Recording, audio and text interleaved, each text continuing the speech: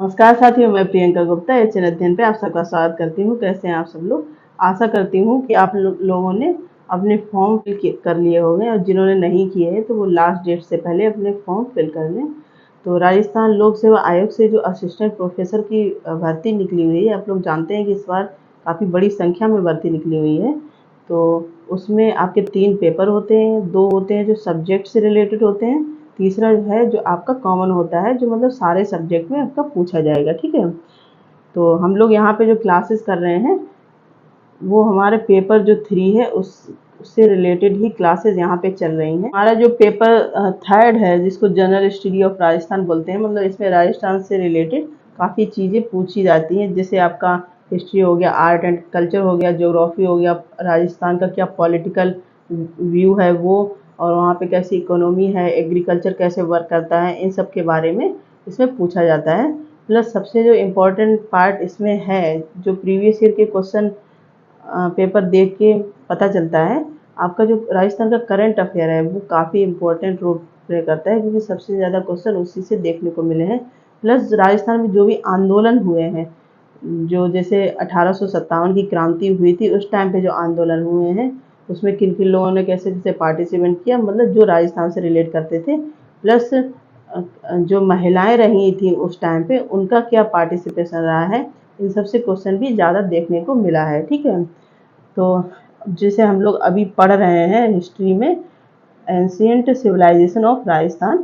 ठीक है, और मेन इसमें किसके बारे में पढ़ना है, जो मेसोलिथिक मतलब लेटर स्टोन एज है राजस्थान की, उसके बारे में। उसमें भी 3 जगहें यहाँ पे दी है, मेंशन की हुई है, इनके बारे में मेन पढ़ना है, इससे क्वेश्चन देखने को मिलता है। एक तो आपका हो गया यहाँ पे निम्बा खेड़ा, ठीक है, दूसरा है आपका बागौर, और तीसरा है यहाँ पे आपका मांडिया। तो जो हमारी पहली क्लास रही थी उसमें निम्मा हेड़ा के बारे में हम लोग देख चुके हैं। इसके बाद आज हम लोग देखेंगे बागौर के बारे में, और फिर हम लोग अपनी नेक्स्ट क्लास में पढ़ेंगे मांडिया के बारे में। ठीक, तो इससे जैसे जैसे क्वेश्चन देखे गए उसी को ध्यान में रखते हुए यहाँ पे आपको पॉइंट टू पॉइंट चीज़ें करवाई जाएंगी, जिससे कि आपको ज़्यादा मतलब जो चीज़ नहीं आ रही है उसको जितनी आ रही है उससे ही रिलेटेड चीज़ें पढ़ें, जिससे कि टाइम वेस्ट ना हो। वो टाइम आप अदर सब्जेक्ट जो ज़्यादा आते हैं या फिर जिनको ज़्यादा नीड है, आपको लगता है वो आपके सब्जेक्ट कमज़ोर हैं, कोई टॉपिक आपका है जिस पे आपको ज़्यादा काम करने की ज़रूरत है, तो यहाँ पे आपको ये पॉइंट टू पॉइंट नोट मिल जाएंगे, आप लोग इसको पढ़ सकते हैं, यहीं से क्वेश्चन पूछे जाते हैं। ठीक है, तो ये राजस्थान का मैप है, आप लोग देख सकते हैं, यहाँ पे सारे डिस्ट्रिक्ट दिए गए हैं। जब हम लोग आप लोगों ने देखा होगा कि जैसे हमारा ये इंडिया है, यहाँ पे कुछ ऐसे बनाने की कोशिश करती हूँ, वो सही तो नहीं बनेगा लेकिन फिर भी ठीक है। कुछ इस प्रकार से हम लोगों का मैप होता है। तो जैसे यहाँ पे ये गुजरात हो गया, इधर पे जो होता है ये राजस्थान का भाग है। ठीक है, तो राजस्थान का भाग है, तो आप लोग देख सकते हैं जो यहाँ पे ऐसे क्वेश्चन है, यहाँ पे ये राजस्थान है। और आज जो हम लोग पढ़ेंगे बागौर, वो कहाँ पे पड़ता है, ये जो हमारा है भीलवाड़ा जिला, इसमें बागौर पड़ता है। ठीक है, तो ये यहाँ पे जिलों के नाम दिए गए हैं, इसके अंदर कौन कौन सी जगह हैं जहाँ जो इम्पोर्टेंट है वो हम लोग देखते हैं। इसके बाद यहाँ पे कुछ सभ्यताओं का चार्ट दिया हुआ है, ये काफ़ी इम्पोर्टेंट है, क्योंकि डायरेक्ट ये आपको मतलब डेली एक बार पढ़ लीजिए तो टिप्स पे हो जाएगा कि कौन सी सभ्यता किस किस टाइम से रिलेट करती है। ठीक है, तो मेन जो हमारा सिलेबस में दिया गया है मध्य पाषाण कालीन, तो यहाँ पे बागौर, तिलवाड़ा, सोजत, निम्बा हेड़ा, पचप्रदा, ये चीज़ें हैं जिसमें से हम लोगों को 3 पढ़नी है, निम्बा हेड़ा, बागौर और मांडिया, इनके बारे में। ठीक है, बाकी इसके अलावा कालीबंगा आपका है जो हनुमानगढ़ में है, उससे भी क्वेश्चन देखने को मिले हैं। ठीक है, तो वो भी हम लोग देख लेंगे, उसके जो क्वेश्चन आए उसी हिसाब से पॉइंट बना के आपको दे दिए जाएंगे। तो बागौर के बारे में पढ़ने से पहले थोड़ा हम लोग राजस्थान को प्राचीन सभ्यता देख लेते हैं। इसको क्लास 1 में भी डिस्कस कराया गया था, लेकिन जैसे ये चीज़ है, कुछ पॉइंट है जो रिपीट आपकी रिवीजन भी हो जाएगा, तो यहाँ पे जल्दी थोड़ा क्विक रिवीजन टाइप का देख लेते हैं। राजस्थान की प्राचीन इतिहास, राजपूत वंश से जुड़ा हुआ है। मतलब राजपूत जो थे, सबसे पहले प्राचीन इतिहास था तो वो राजपूत वंश से जुड़ा हुआ था, क्योंकि उन्होंने काफी लंबे टाइम तक वहाँ पे शासन किया हुआ था। ठीक है, जो कहाँ पे 700 ईस्वी से पहले इसमें कई हिस्से थे जिन पे राजपूत लोगों ने शासन किया था। ठीक, और राजस्थान जो पहले था कई गणराज्यों का एक हिस्सा हुआ करता था। ये मौर्य समाज का एक हिस्सा था। इस क्षेत्र पर प्रभुत्व रखने वाले प्रमुख गणराज्य कौन कौन से यहाँ पे नाम दिए गए। मालव, अर्जुन, योध, कुषाण, शक, क्षत्रप, युद्ध, गुप्त और हूण शामिल थे। तो ये मेन है जिन्होंने शासन किया हुआ था। ठीक है, भारतीय इतिहास में राजपूत वंशों का प्रभुत्व 8वीं से 12वीं शताब्दी की अवधि के दौरान था। प्रतिहारों ने कब से कब तक किया, 750 से 1000 ईस्वी तक। इसके बाद यहाँ पे आप लोग देख सकते हैं 1000 से 12 ईस्वी तक शासन किया चालुक्य ने, परमारों ने, इसके बाद चौहान ने, और इनके बीच काफी संघर्ष भी देखने को मिला था राज व्यवस्था या राज को लेके। ठीक है, अब यहाँ पे देखते हैं राजस्थान के इतिहास को दो मुख्य भागों में बांटा गया था। एक तो आपका था 900 ईस्वी तक, दूसरा था 900 से 1200 ईस्वी तक। राजस्थान का जो प्राचीन इतिहास था 900 ईस्वी तक, उसको क्या बोला जाता है, पुराना पाषाण युग। ठीक, तो यहाँ पे आप लोग देख सकते सबसे पहले आपका प्रारंभिक पुराना पाषाण युग था। मध्य पुराना पाषाण युग जो किससे संबंधित था, लूनी घाटी, हूड़ा पुष्कर, ये चीजें यहाँ पे देखने को मिली थी। इसके जो उसके बाद का जो टाइम था पुराना पाषाण युग। फिर इसके बाद था मध्य पाषाण युग, जिसमें बागौर और तिलवाड़ा काफी फेमस रहे थे, जिसके बारे में आज हम लोग पढ़ेंगे भी। नव पाषाण या नया पाषाण ये लास्ट में था। ठीक है, नेक्स्ट हम लोग देख लेते हैं यहाँ पे कौन कौन सी सभ्यताएं रही हैं। सिंधु घाटी सभ्यता, जिसको हड़प्पा सभ्यता के नाम से भी जाना जाता था। तो ये 1500 से 2500 ईसा पूर्व तक की थी, जिसको क्या बोलते हैं सिंधु घाटी सभ्यता। जहाँ पे कौन कौन सी जगह फेमस है, ये कालीबंगन, बरौर और करणपुरा। ठीक है, इसके बाद ताम्र पाषाण संस्कृतियां थी 3000 से 1500 ईसा पूर्व, जिसको आहर बनास संस्कृति बोलते थे। आहर यहाँ पे था, ये जिले के नाम यहाँ पे दिए गए हैं। ठीक है, उजियाना, गिलुंड, बालाथल, पचमता, ये सब। इसके 2500 से 200 ईसा पूर्व गेरू रंग के बर्तन, जिसको क्या बोलते हैं, ओसीपी संस्कृति बोला जाता था। यहाँ पे गणेश्वर, जोधपुरा, इन जगहों के बारे में देखने को मिला हुआ है। नेक्स्ट है हमारा राजस्थान में लौह युग कब तक रहा है, 1500 से 500 ईसा पूर्व, जिसको वैदिक काल भी बोला जाता है। ठीक, राजस्थान का ऐतिहासिक काल 500 से 221 पूर्व, महाजनपद काल जिस टाइम पे हुआ करते थे। इसके बाद 321 से 184 ईसा पूर्व, इसमें मौर्य शासन हुआ। 1 ईसा से दूसरी ईस्वी तक इंडो ग्रीक शासन रहा। यहाँ पे 351 से 503 ईस्वी तक राजस्थान में गुप्त काल का शासन रहा। इसके बाद 500 से 700 ईस्वी तक यहाँ पे क्या रहा है, राजस्थान में हूण और वर्धन साम्राज्य की स्थापना हुई थी। इस प्रकार से किस टाइम पे किस किसने यहाँ पे शासन किया। ठीक, नेक्स्ट हम लोग देख लेते हैं जो पेपर में मेनली पूछा जाता है 900 से 1200 ईस्वी तक। तो ये यहाँ पे दिया गया है, जिस प्रकार से आप लोग देख सकते हैं। गुरियारा प्रतिहार साम्राज्य, मंडौर के प्रतिहार इन लोगों ने शासन किया। भीनमाल के प्रतिहार, मेवाड़ का गुहिल राजवंश, शाकंभरी के चौहान, रणथंभौर के चौहान, इन लोगों ने इस टाइम पे यहाँ पे शासन किया। कब से, 900 से 1200 ईस्वी तक। ठीक है, नेक्स्ट हम लोग देख लेते हैं जो हमारे एग्जाम में टॉपिक दिया है मध्य पाषाण कालीन। ठीक है, ये पुरा पाषाण और नव पाषाण काल के बीच का युग है, जिसको क्या बोला गया, मीजोलिथिक, मतलब मध्य पाषाण युग। ठीक, यहाँ पे कौन कौन जगह फेमस थी, बागौर और तिलवाड़ा। यहाँ पे देखते हैं बागौर जो है सबसे बड़ा मध्य पाषाण कालीन स्थल है, जो भीलवाड़ा जिले में स्थित है। अब यहाँ से एक क्वेश्चन आपका ये बन गया कि बागौर किस जिले में स्थित है, भीलवाड़ा जिले में। ठीक, और कहाँ पे, कोठारी नदी के तट पर स्थित है। इस स्थल से कई उपकरण मिले हैं, मतलब जो लोग उस टाइम पे पशुओं को मारने के लिए, अपने भोजन के लिए कौन से शस्त्र यूज किया करते थे, उनके साक्ष्य यहाँ पे देखने को मिले हैं। ठीक है, और पशुपालन का सबसे प्राचीन स्रोत भी यहीं पाया गया है। खुदाई का श्रेय किसको जाता है, वीरेंद्र नाथ मिश्र को जाता है। इसका है तिलवाड़ा, ये बाड़मेर जिले में लूनी नदी के तट पर स्थित है। ठीक, यहाँ पशुपालन के साक्ष्य मिले हैं, यहाँ भी पशुपालन के साक्ष्य मिले हैं। इसका उत्खनन भी किसके द्वारा किया गया था? वीरेंद्र नाथ मिश्र के द्वारा इसका उत्खनन किया गया था। ठीक, नेक्स्ट हम लोग देखते हैं, उत्तर पाषाण युग के उपकरण छोटे आकार के हैं। इसके जो पत्थर वगैरह के साक्ष्य मिले हैं, सबसे पहले S.R.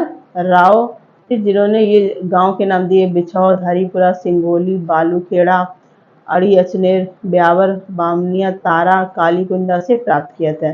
S.R. राव ने इनके साक्ष्य पत्थर के कहाँ से प्राप्त किए? यह गांव के नाम है। ठीक है, ये वर्ष 1954 से 55 में चित्तौड़ जिले में नदियों के तट पर स्थित था। तो ये सब था कहाँ पे स्थित था?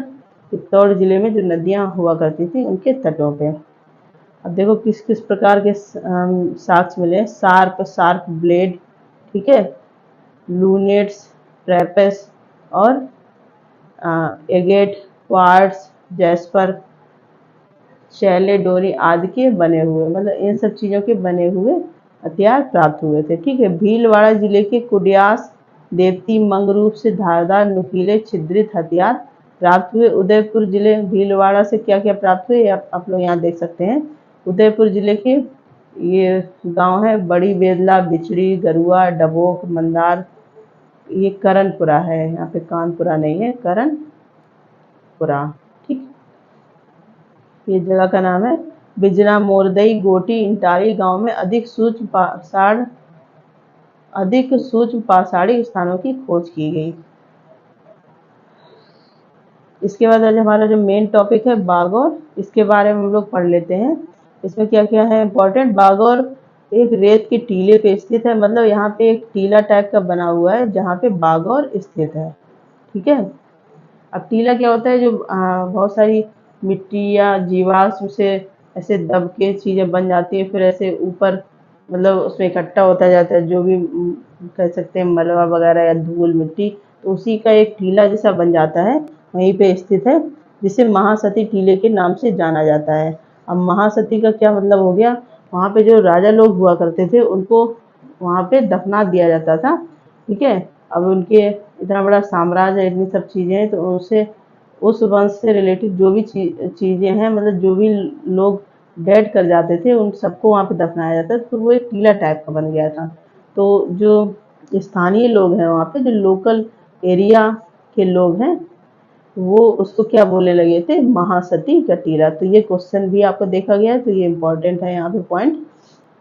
उसकी खोज किसने की थी? वीएन मिश्र। ठीक है, जो कौन थे? डेक्कन कॉलेज के मिश्रा और प्रोफेसर एलएस, ये प्रोफेसर एलएस थे इन्होंने, और वीएन ने जो कहाँ के? डेक्कन कॉलेज के प्रोफेसर थे। उत्तर पाषाण युग से लेकर लौह युग तक की पुरातात्विक सामग्री प्राप्त हुई थी।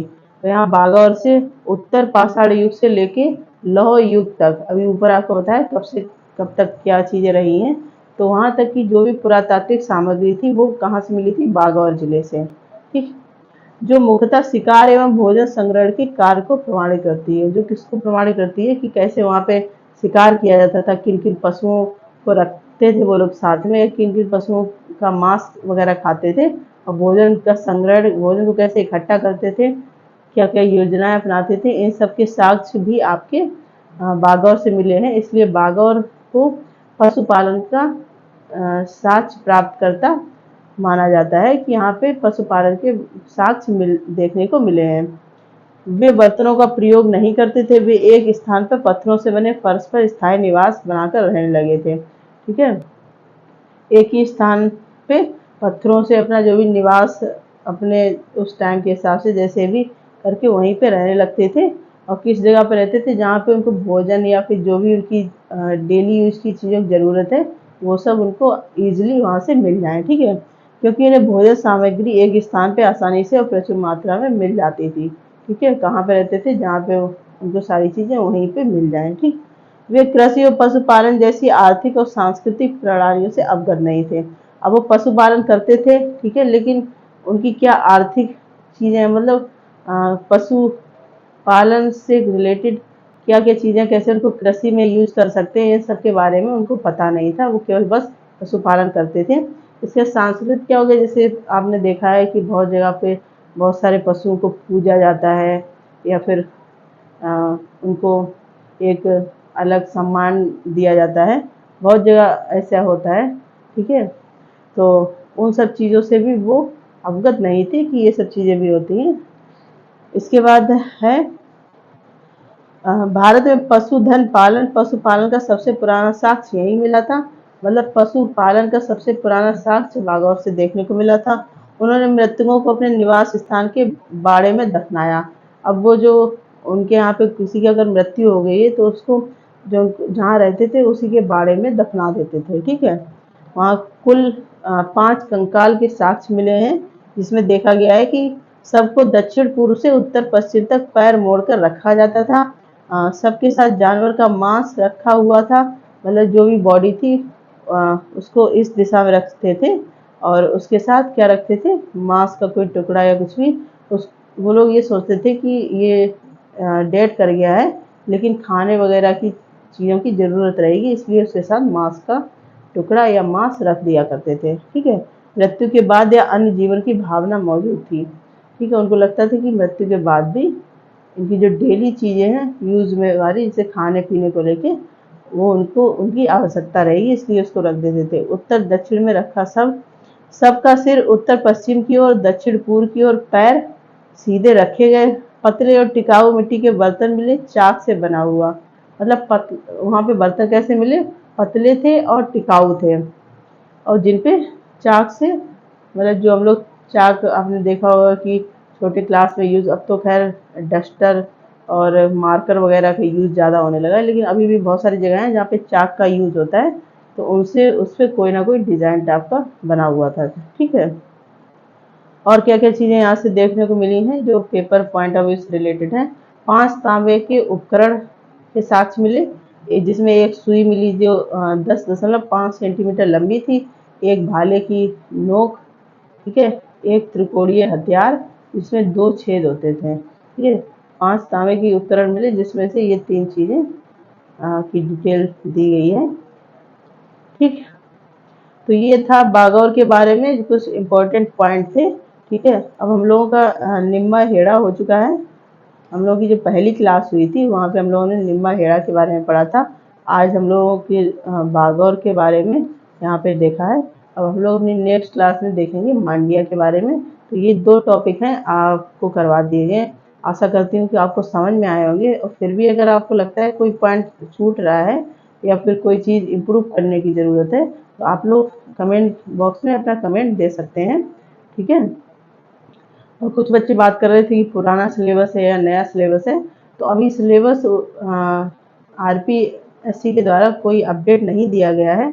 वैसे बाकी जो पिछले वर्षों में देखा गया वही सिलेबस चल रहा है, तो आशा की जाती है कि यही रहेगा। बाकी अगर कुछ भी चेंज होता है तो उसको वो टॉपिक आपके इसी में इंक्लूड कर दिए जाएंगे, ठीक है। तो कोई भी परेशान होने की ज़रूरत नहीं है, आप लोग आराम से पढ़िए, आपको कंटेंट अच्छा ही दिया जाएगा। बाकी फिर भी आपको लगता है कुछ इम्प्रूवमेंट करने की ज़रूरत है, कमेंट बॉक्स में बता सकते हैं। और HN अध्ययन से बने रहने के लिए धन्यवाद। ऐसे ही जुड़े रहिए और चैनल को शेयर भी करते रहिए।